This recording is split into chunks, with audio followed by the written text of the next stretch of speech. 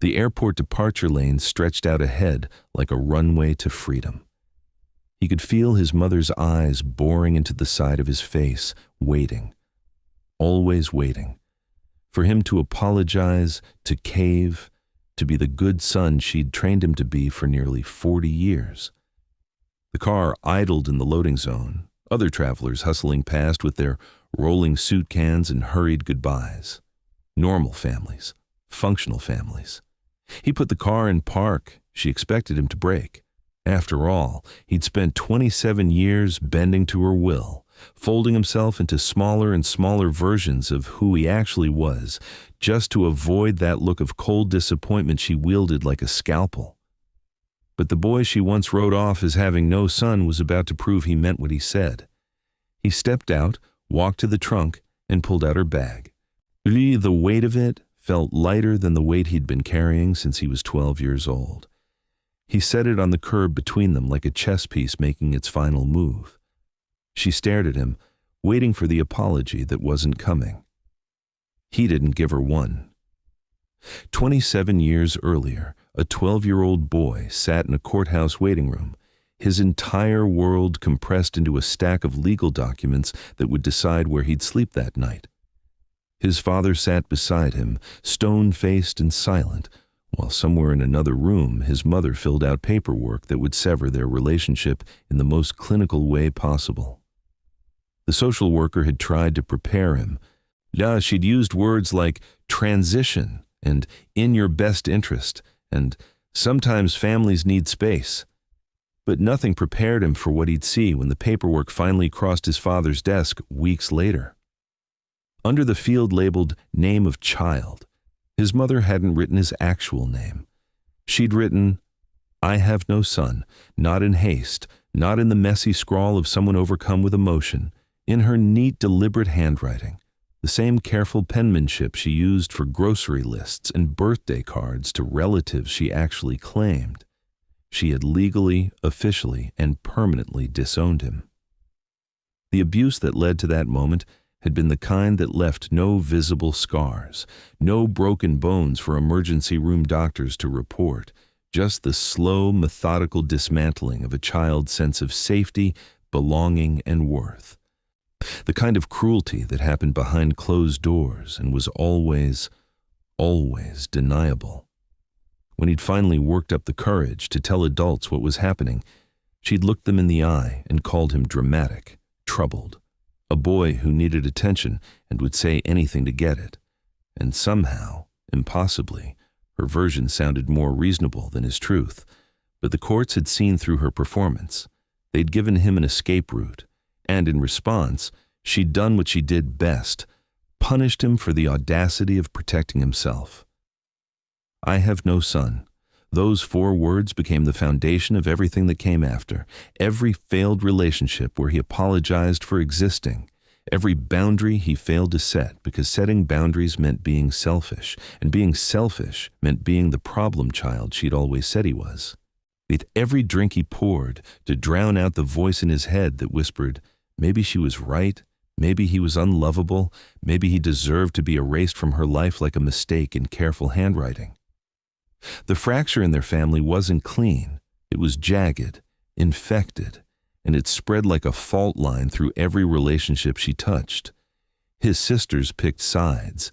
Extended family members received her version of events, the one where she was the victim of a vindictive child who chose his father over her and broke her heart in the process. And for 27 years, he carried that document in his mind like a scar that never fully healed. The math was simple and devastating. 20-plus years of his life, measured out in bottles and blackouts and mornings where he couldn't remember how he got home. The drinking started young, right around the time most kids his age were figuring out who they wanted to be. He already knew who he wasn't. He wasn't a son. The bottle didn't judge. It didn't require him to be anything other than present, and eventually, it didn't even require that. He'd tried reconnecting at 17, that brief window where teenagers convince themselves they're mature enough to handle adult dysfunction. He'd shown up at her door with hope and an apology for crimes he didn't commit, and she'd let him in like she was doing him a favor. The visit lasted exactly as long as it took for him to realize nothing had changed. She still wielded her victimhood like a weapon, still reframed his survival as his betrayal, still expected him to apologize for the court case that saved his life. He left, poured himself into the bottle, and tried again in his early 20s with the same result. The pattern became a sick kind of routine. Reach out, absorb her contempt disguised as concern, retreat into isolation, repeat. Each attempt left him hollowed out a little more, until the drinking wasn't just numbing the wound. It was the wound, bleeding him out year after year, while everyone around him watched and called it a phase or a struggle, or anything other than what it actually was. A slow-motion suicide attempt that lasted 2 decades. But what his mother didn't know, what she couldn't have predicted during all those years of radio silence, was that he was learning something crucial in those lost years. How to recognize the difference between people who loved you and people who loved the idea of controlling you. The bottle taught him that lesson the hard way. 2018 arrived like a reckoning. He was pushing 40, his liver was staging a protest, and his daughter, his beautiful, brilliant daughter who deserved better than a father drowning in someone else's legacy of pain, looked at him one morning with eyes that asked a question he couldn't ignore. Are you going to be here for me, or are you going to disappear like she did? He got sober. Not the shaky, white-knuckled sobriety that lasts until the first bad day. The real kind. The messy, uncomfortable therapy and meetings kind where you actually face the things you've been running from. And when he did, when the fog finally cleared and he could see his life with brutal, unmedicated clarity, he made a decision that would prove to be either his bravest or his most foolish. He decided to try one more time with his family. She was almost 70 now, his mother. Time had softened nothing about her demeanor, but it apparently sharpened her sense of grievance. Out of 3 children, she maintained contact with exactly 1. The other 2 had learned what he was still trying to process. Some people are only capable of love as a transaction, and the price they charge is your dignity. But sobriety came with a dangerous side effect: hope. He thought in those early fragile months of rebuilding his life that maybe, just maybe, time had given her perspective. That age had brought wisdom, that a woman approaching 70 with only 1 out of 3 children still speaking to her might have spent at least some of those years reflecting on why. He was wrong. When he finally worked up the courage to ask her directly, in a conversation that took every ounce of therapy-learned communication skills he possessed, if she'd ever reflected on the abuse from his childhood, she delivered her answer with the casual dismissiveness of someone swatting away an insect. She told him he was an adult now and needed to let it go already. Not, "I'm sorry."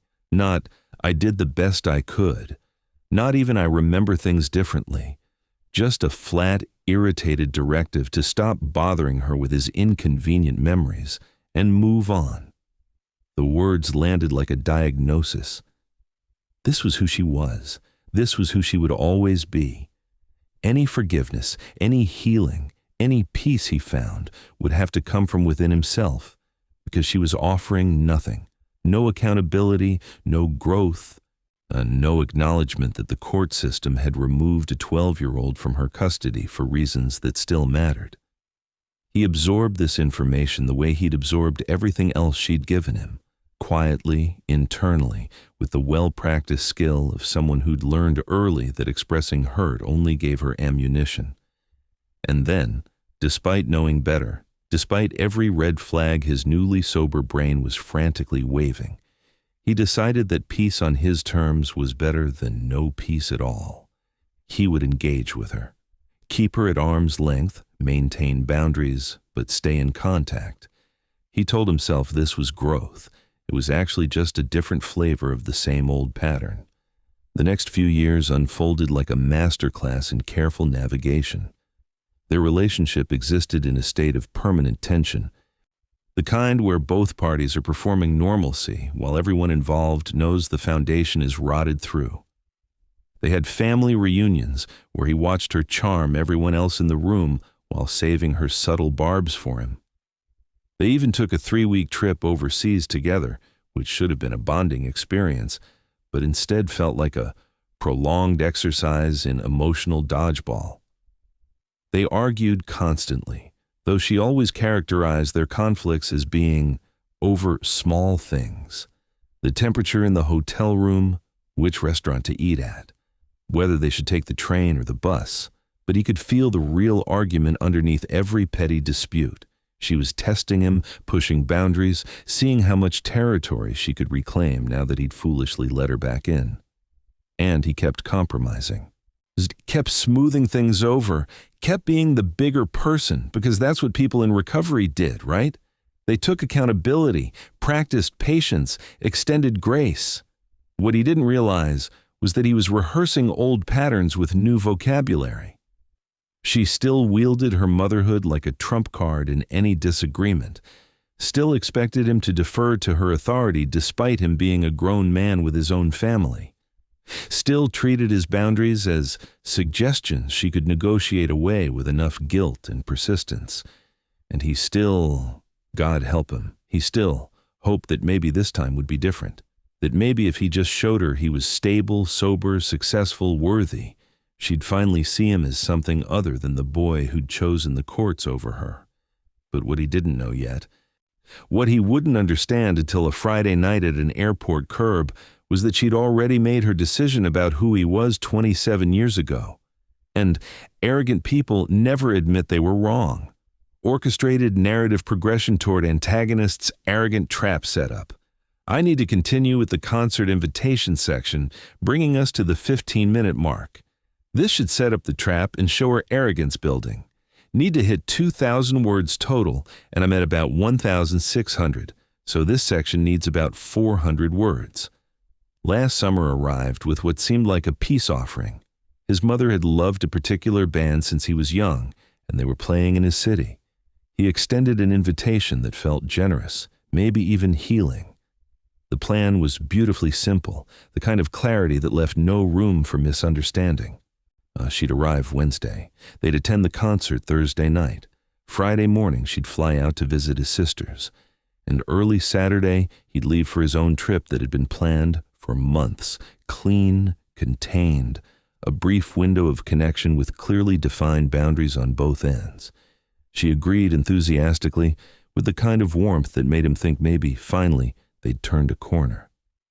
The first crack appeared when she arrived Wednesday afternoon. As they loaded her bag into his car, she mentioned with practiced casualness that she'd only purchased a one-way ticket. She'd booked the Friday flight later, she assured him, once she saw what the prices looked like. Something cold unfurled in his stomach. He knew this move. He'd seen it 1,000 times in 1,000 different contexts.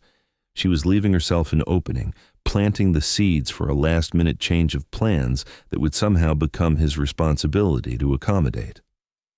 He reminded her, clearly, politely, with what he thought was unmistakable firmness, that she needed to book that Friday flight soon.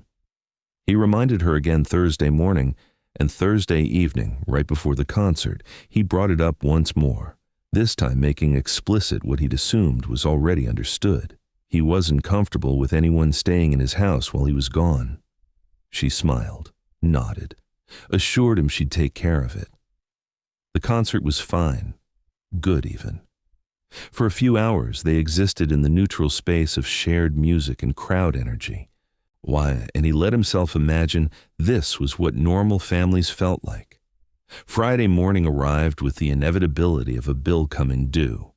She still hadn't bought the plane ticket, and from the way she delivered this information, with a helpless shrug and a theatrical sigh about how expensive the flights had gotten, he knew this had been the plan all along. She announced, as if it were already decided, that she'd just stay a few extra days at his place. While he was away, the arrogance of it took his breath away. Not just the assumption that his home was hers to occupy, but the absolute confidence that he'd accept this boundary violation because, well, She was his mother. And mothers, according to the gospel she'd preached his entire life, didn't need permission. They needed compliance. And for 27 years, and that's exactly what he'd given her. The words hung in the air between them like smoke from a gun that had just been fired. She'd stay a few extra days at his place while he was gone. The audacity wasn't even disguised. She delivered it with the breezy confidence of someone announcing they'd be helping themselves to leftovers from his fridge. He felt the old programming kick in immediately, that well-worn groove in his brain that had been carved out over decades. Find the compromise, smooth it over, be reasonable, don't make waves. She's your mother. Family is family. You owe her this, you owe her everything. But underneath that familiar current of guilt, something else was rising, something that tasted like rage mixed with clarity. Sharpened by 2 years of sobriety and 6 years of therapy bills, and 27 years of carrying a court document that said, "I have no son." He looked at her, really looked at her, and saw the calculation in her eyes. She knew exactly what she was doing. This wasn't forgetfulness or poor planning. This was strategy. She'd manufactured this crisis specifically to test whether his boundaries were real or just another performance he'd abandoned the moment she applied pressure. She was betting he'd fold. She'd bet correctly 1,000 times before. His voice came out steady, which surprised him. The words were simple, clear, stripped of apology. "I'm leaving at 5 a.m. tomorrow. You need to get on that plane." The temperature in the room dropped 10 degrees. Her face did that thing it always did when someone dared to contradict her, a micro-expression of shock that she quickly smoothed into wounded disbelief. How dare he? How dare this son, this boy she'd given life to, this ungrateful child who'd already abandoned her once, set terms like he had any authority over her? But he wasn't done. He pulled out his phone, pulled up flight options, and pushed the boundary further into territory he'd never occupied before. "The tickets are more expensive now, but I'll cover the difference. I'll pay for it right now." He watched her face as the offer registered. This wasn't the answer she wanted. She didn't want a solution. She wanted capitulation. She wanted him to sigh and relent and say, "Fine, stay. Of course you can stay. You're my mother." And in that moment of surrender, she'd win the same victory she'd been winning his entire life. Instead, she pivoted to her second weapon, victimhood mixed with accusation. She told him, with the kind of hurt that could fill a stadium, that it was clear he didn't trust her. That after everything, after all the work they'd done to rebuild their relationship, he was treating her like a stranger. Like she was some kind of criminal who couldn't be trusted alone in his house. The manipulation was so elegant, it was almost beautiful. She'd taken his boundary, a simple, reasonable request about his own home, and alchemized it into evidence of his moral failing. He was the problem. His lack of trust was the issue, not her refusal to respect a clearly stated limit. He felt the pull of that old familiar current. Apologize, explain, justify. I'd prove he wasn't the villain she was painting him as. But something had shifted. Maybe it was sobriety giving him clarity. Maybe it was therapy giving him language. Maybe it was just 27 years of this exact pattern finally reaching critical mass. He didn't take the bait. His response was quieter than he expected, but it carried the weight of every boundary he'd failed to set for nearly 3 decades. "This isn't about trust. I don't want anyone in my house while I'm not there. Not you, not anyone. That's my boundary." The word hung between them like a foreign object. Boundary. In her world, children didn't have boundaries with their parents.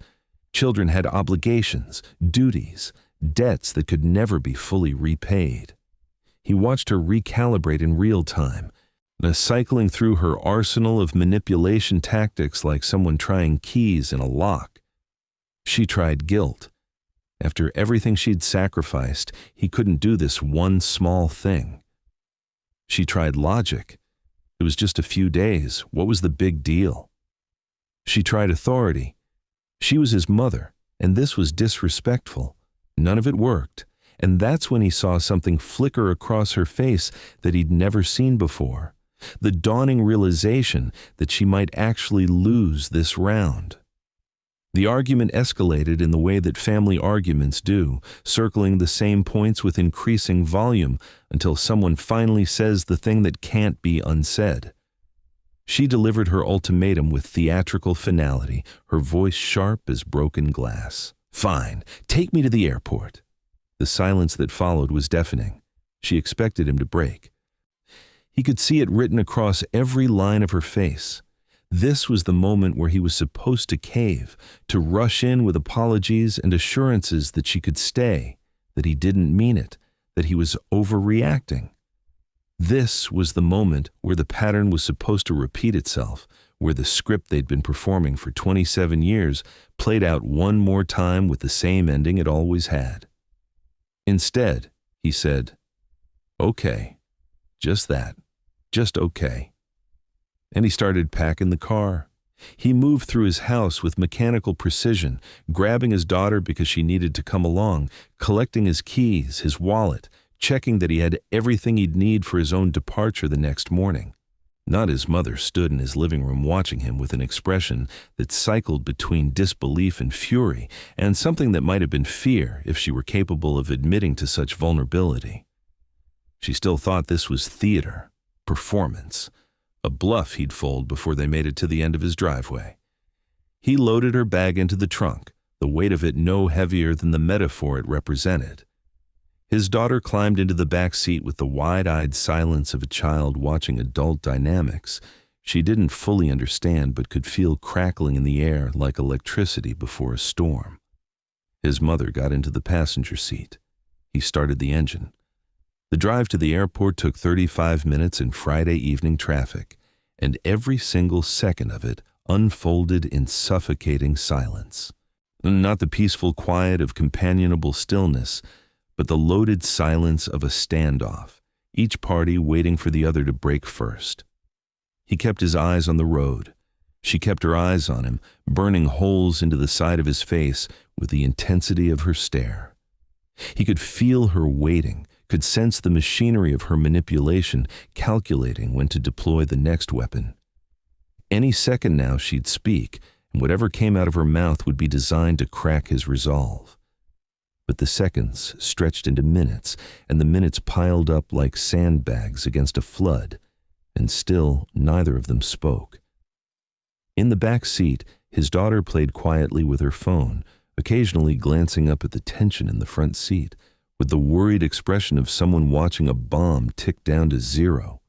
His mother finally broke somewhere around the 15-minute mark, her voice dripping with the kind of martyred suffering she'd perfected over decades. She couldn't believe he was actually doing this, couldn't believe her own son would treat her this way, couldn't believe that after everything she'd done for him. He let her talk. Didn't interrupt, didn't engage, didn't defend himself, just drove.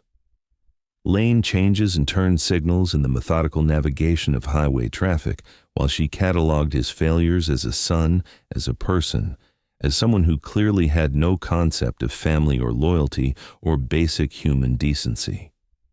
Every word was designed to trigger guilt, to activate that deep-seated programming that said he was bad, wrong, selfish, ungrateful. And for the first time in 27 years, he felt none of it. Not because he'd become cold or heartless, but because he'd finally understood something crucial. Her opinion of him had nothing to do with who he actually was. It never had. She needed him to be the villain in her story so she could remain the victim. His boundaries, his survival, his choice to protect himself at 12 years old, all of it had to be reframed as his moral failing so she never had to examine her own. He'd spent nearly 3 decades trying to prove her wrong, trying to be good enough that she'd finally see him clearly. He was done proving anything. The airport exit appeared like salvation on the horizon. He took the ramp, followed the signs to departures, and pulled into the loading zone with the practiced ease of someone who'd made this drive 100 times before. He put the car in park. The engine idled. Neither of them moved. This was the moment, the fulcrum point where 27 years of pattern would either repeat itself or shatter completely. He could feel it hovering in the air between them, heavy with possibility and consequence. She turned to look at him fully, and he watched her face cycle through every manipulation tactic in her considerable arsenal. The slight trembling of her lip. Would he really abandon his elderly mother at an airport? The stiffening of her spine. How dare he treat her with such disrespect? The softening around her eyes. Surely he remembered she was still his mother, still the woman who'd given him life. In that moment, he understood with crystal clarity that she genuinely believed he would break. She had to believe it. Her entire worldview depended on it. Because if he actually held this boundary, if he actually followed through on what he'd said, it would mean everything she'd told herself about their relationship was a lie. It would mean she didn't have the power she thought she had. It would mean he'd grown beyond her reach. It would mean she'd lost.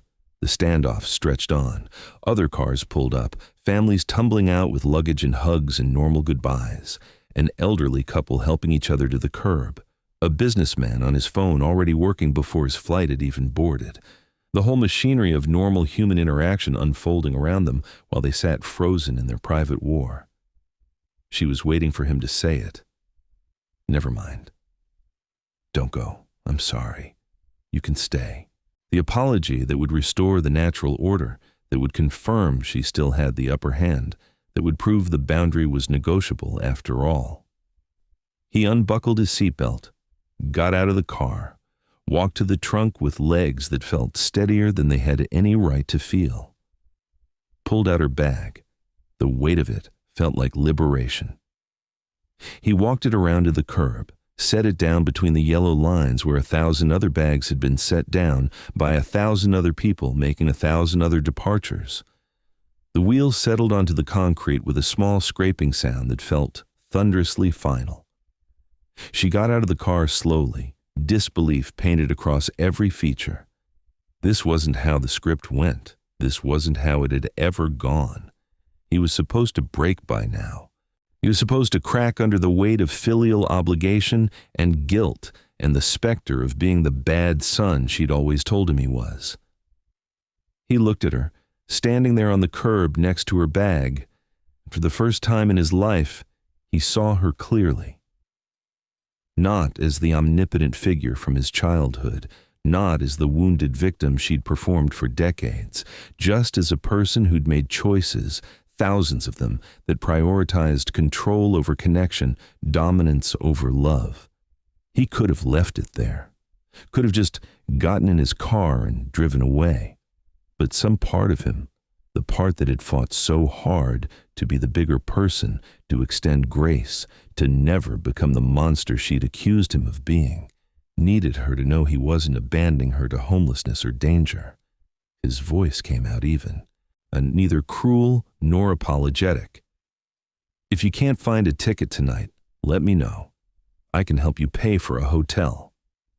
The offer was practical, generous even. It proved he wasn't the villain. He'd covered the cost difference for the flight she could have booked. Now he was offering to cover a hotel. She had options. She had money. She had resources. She just didn't have his compliance. He watched those words land, watched her face transform as she realized this was actually happening. The disbelief morphed into rage, that cold fury she'd always been so good at weaponizing. But underneath it, just for a second, just for a flash, he saw something else. Fear. Because if he could do this, if he could actually hold a boundary against her after 27 years of conditioning, what else might he be capable of? But what other aspects of her carefully constructed narrative might crumble? He didn't wait to see what she'd say next, didn't give her the chance to launch into another speech or deploy another manipulation tactic or find the one magic word that might still crack his resolve. He walked back to his car, got in, and pulled away from the curb. In the rearview mirror, he watched her standing there, small and furious and shocked, her bag at her feet like evidence of a crime she couldn't quite believe had been committed. He didn't look back again. His daughter, silent until now, spoke up from the back seat with the simple clarity of childhood. Is Grandma going to be okay? He thought about that question, really thought about it, as he merged back into traffic. Was she going to be okay? Materially, yes. She had a credit card, a cell phone, access to hotels and flights and all the infrastructure of modern travel. She'd figure it out. But emotionally, psychologically, in terms of the control she'd just lost and would never fully regain, no, she wasn't going to be okay. And for the first time in his life, that wasn't his problem to solve.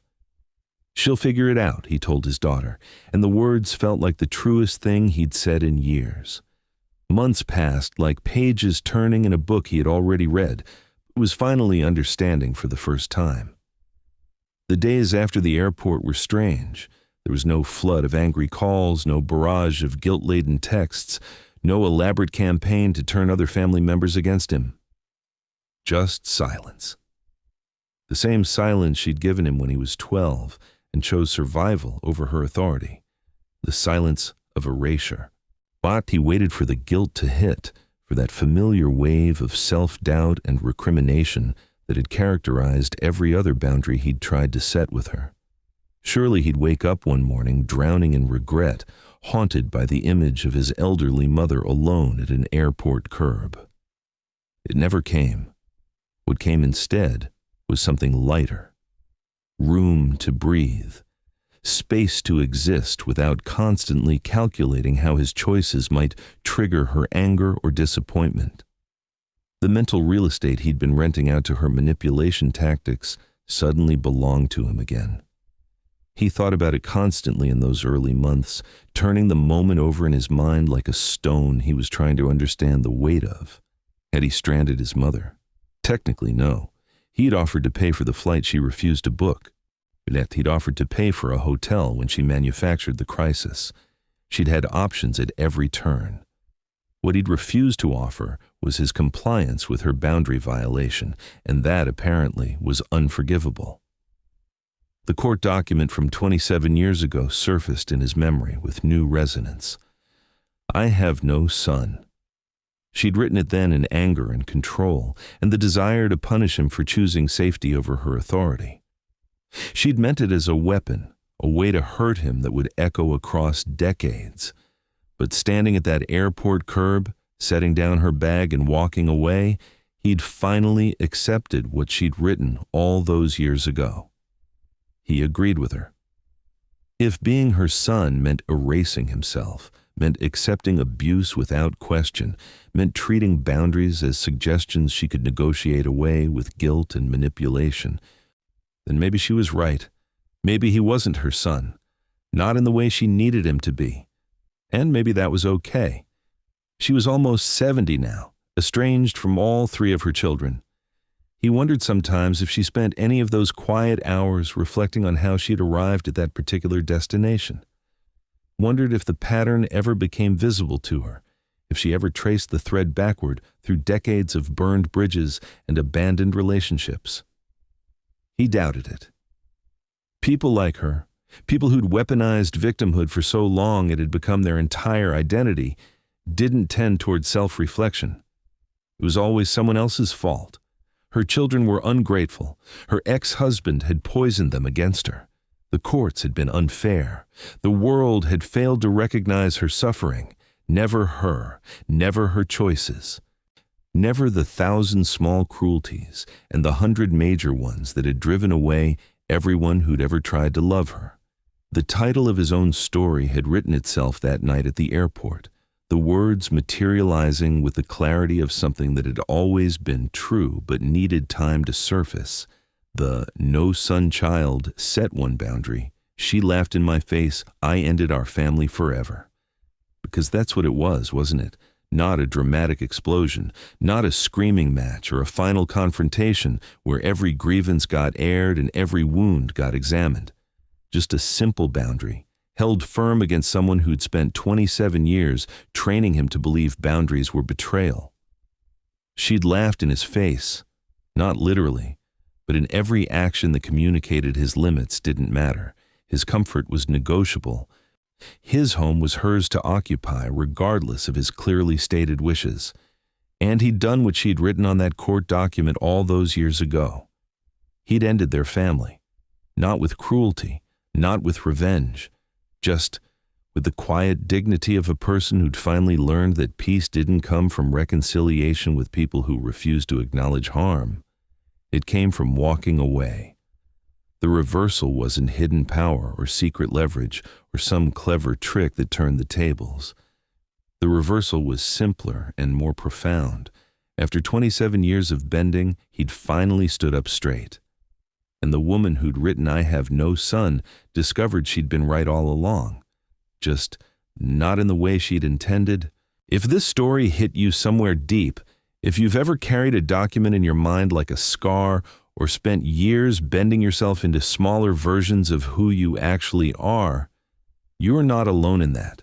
The comments below are full of people who've walked similar roads, who understand the weight of choosing yourself after decades of being told that choice makes you selfish. Subscribe if stories like this remind you that boundaries aren't betrayal, they're survival.